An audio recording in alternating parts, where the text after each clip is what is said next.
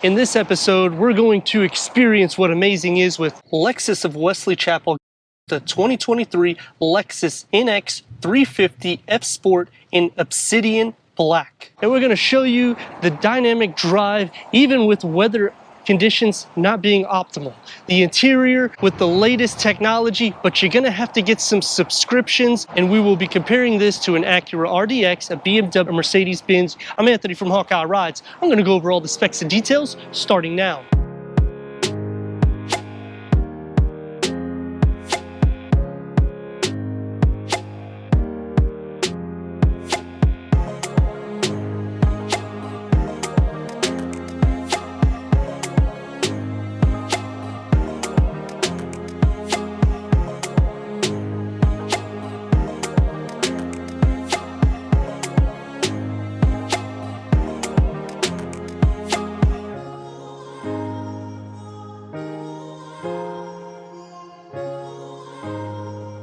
The Lexus NX 350 F Sport gets the upgraded styling because we got the F Sport package. The grille gets the dark mesh and the dark chrome surrounding it. F Sport handling package adds your F Sport steering wheel with the paddle shifters. The seats, grille, bumper, adaptive variable suspension, front and rear performance dampers with heads-up display inside, telescoping steering wheel with power, same color over the fenders, dark roof rails, window trim, rain sensing wipers, aluminum door trim, bi-LED headlamps, daytime running lights, clearance at 6.9 inches. The ground clearance will not be the best. That actually goes to a Volvo XC40.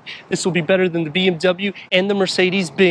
Because we have the F Sport, we get more upgrades, starting with 20-inch F Sport wheels, the front disc reading at 11.7 inches, the rear at 11.2, front and rear performance dampers, F Sport tuned suspension, independent McPherson strut front suspension, independent double wishbone rear suspension, both with coil springs, gas pressurized shock absorbers, and a stabilizer bar. A length at 182.7 inches with a wheelbase at 104.7 inches. This is going to have more dynamics than the Acura RDX. It's going to be very similar to the BMW and the Mercedes. That's why I threw it into this comparison, because what you're getting with Lexus is a huge bargain in the sense of altering the suspension, the upgrades on the exterior, not sacrificing with the luxury ride, but you're still getting a performance drive, LED tail lamps that make the L and the light bar that goes across with the Lexus badging in the center, lower roof spoiler, the gloss black tapers in,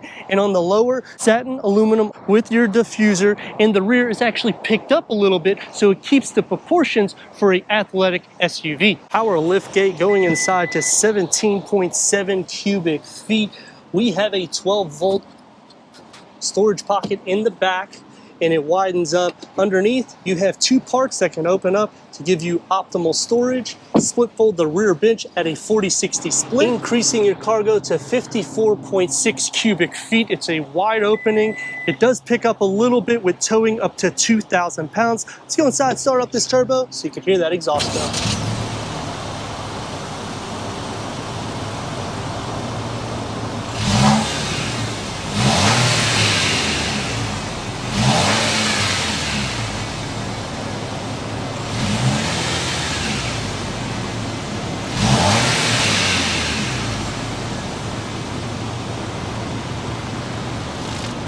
You get an exhaust note out of a small turbo, that's pretty impressive because this is more of a luxury vehicle, stressing with a touch of performance, even though all the cues really emphasize the athletic. And they back the performance with a 2.4-liter turbo engine producing 275 horsepower and 317 pound-feet of torque. That's paired to an 8-speed automatic transmission, all-wheel drive, achieving 22 to 28 mpgs with a 0 to 60 around 6.6 seconds, a quarter mile around 15 seconds. Now, what do these numbers entail to? It's going to be the slowest in the comparison, but it's a touch faster than the Acura RDX. You're going to get better gas consumption unless you really push on that turbo. Let me know in the comments what you think about the 2023 Lexus NX 350 F Sport as we go into the interior, go over the tech, and take this for our drive.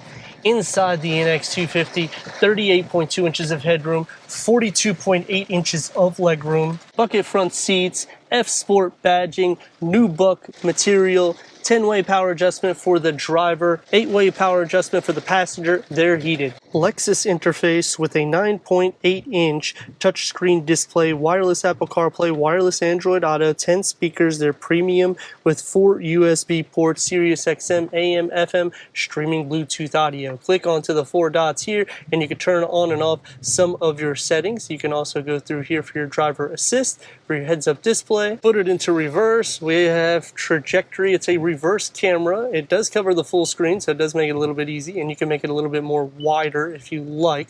I prefer it this way. That way you can see any imperfections around you. Dual climate control settings. Underneath, you'll have your driving mode select for your Eco, and you can toggle that to your Sports S, which will change the layout of your gauge cluster. So it gives a little bit of a sport effect to it, and the heads-up display will show you for your adaptive cruise control. Going back with the USB-C, USB-A, a storage pocket, your wireless charging pad, you can slide that and you got another storage pocket with a 12-volt underneath it. The cool thing is how you can hide your phone underneath it. I do like that. Driver focus setups, you have the L this way instead of the other way, but it still works. Cup holders will get the silver wrapped around it, the gloss black. Soft for you rest your elbows. Open up inside, and it's a deep storage pocket. It also opens on both sides to make it easy for the passenger. Leather wrap steering wheel, heated, multi-function. We get the paddle shifters. This is F-Sport. Going back to the gauge cluster, everything will be on the heads-up display, and it is a touch sensitive. So anything I'm touching here will be adjusted on the front. The left side is for your phone and for your audio sound system. You can also change the different modes here. And on the right side, you're going to have for your adaptive cruise control, your driving assist. The dash will be a flat dashboard. The panel layout for the 2 screens integrate into your door panel, and you'll get a nice little pattern design right here with the ambient lighting underneath it. One touch up and down for all your windows. It is a push to open, or you could just simply pull the lever. Storage in the door pocket, you could probably fit about 2 16.9 ounce bottles. For the back seats, I'm at 38.1 inches of headroom, 36.1 inches of legroom. I feel without any issues. The seats are pretty comfortable. 2 USB-C ports with a 12-volt, your air vents, storage behind both of the front seats. The door panel will get the same materials as the front with a smaller storage pocket. Sitting into the center, headroom is still not an issue.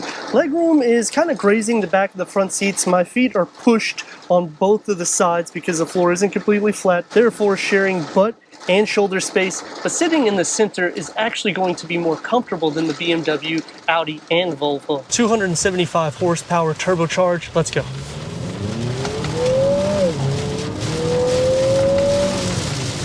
And your brakes. And the conditions, as you're noticing, is not the best or the most optimal to get those 0 to 60s at 6.6 seconds or quarter mile around 15 seconds. But the fact that you could do that and you're still getting over 20 mpgs with this turbocharge, obviously when you push the throttle, you're not going to be getting that great of gas consumption. But it feels very sporty and athletic in the interior. The heads-up display is visible. It's not an issue with looking at the gauge cluster or anything here. Obviously, paying for the applications for your navigation is something that I 100% dislike. This is the way the automotive industry is doing. As for comfort though, you're not sacrificing. So if you went to BMW, if you went to Audi, you're gonna start feeling a little bit more, and just giving her a go here.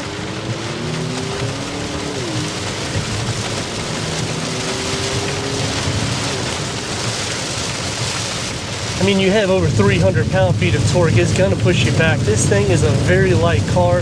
Interior noise though, you can hear it quite a bit. It really does funnel inside the interior. The F-Sport though is really where it's at because you get the upgraded suspension and the seats itself. The whole aesthetics on the exterior looks a little bit more aggressive. As for the visibility, there is some blind spots in the front. The A-pillars, especially with this weather, it gives us a little bit more blind spots than need be because they're actually right with the window. So it's almost like a square instead of an oval.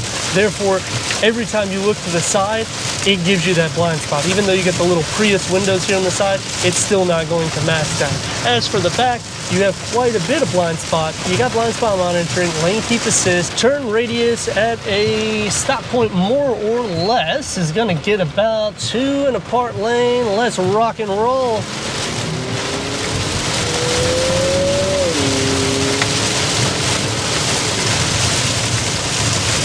Now that's going to take me to some things I like and dislike. We're going to go over that right now. Starting with what I like about the vehicle, the whole aesthetics. When you get the F Sport, it's not just an aesthetic. You get upgraded suspension, you get upgraded seats. I mean, they just give you a good bang for your buck. The second thing that I like is the touch sensitive pads on the steering wheel. Can it get a little bit overwhelming for a driver? Yeah, but it's going through the heads-up display, so it actually makes it a lot more easier than looking at the gauge cluster, especially when you're in weather conditions like this. The last thing that I like is it's a driver-focused setup. However, they still carve out for the wireless charging pad and the usability for the USB A and C port for the passenger, and even giving you the 2-tier for your center console to open up. It just makes it easier for everybody in the front. 3 things that I dislike is the F Sport really emphasized how sporty the vehicle is, but this is the slowest compared to all of the competition. The second thing that I dislike is this A-pillar. When you get into an Audi A5, RS5, or an S5, and I know that's not the same comparison, they do the same thing. So this A-pillar really is a blind spot and an eyesore in both categories, and when the weather gets like this, it does make it a little bit harder to see in front of you, especially if you're tall, because you have to adjust the seats back. The last thing that I dislike is in the cargo, and a lot of vehicles are doing this, where you have to go into the back seats to adjust the 40-60 split to fold it completely down. In this particular type of vehicle, you're going to be using your cargo space, and you may have to adjust those seats quite frequently, and it would be a lot easier if you could do so in the cargo instead of going to the back door, putting it down, and then going back into the cargo. Taking me back to the rivals, the BMW will be a little bit more of a firm, sporty drive than this. It's going to be a little bit quicker. The interior will be a little bit tighter in the back seat and the cargo as well. The Mercedes-Benz is going to have a smaller cargo, the back seat's going to be tighter, and the front, because of how the vehicle is designed, you're going to lose some headspace. The Volvo, you're going to have more storage in the door pockets than you will in this. You will be able to tow a little bit more than this one, and the way that one's structured, it's a bit more boxy, so it's going to give a little bit more optimal space for headroom, whereas this one is going to be more of a dynamic drive. But you get the blend of both worlds when you get into the Lexus. I'd like to thank Lexus of Wesley Chapel for giving us this 2023 Lexus NX 350 F Sport for our car review. If you're already a subscriber, thank you for being part of the Hawkeye community. If not, I don't know what you're waiting for. Click the next video and the subscribe button. Check out the merchandise, Instagram, and website, and everything we do here at Hawkeye Rides.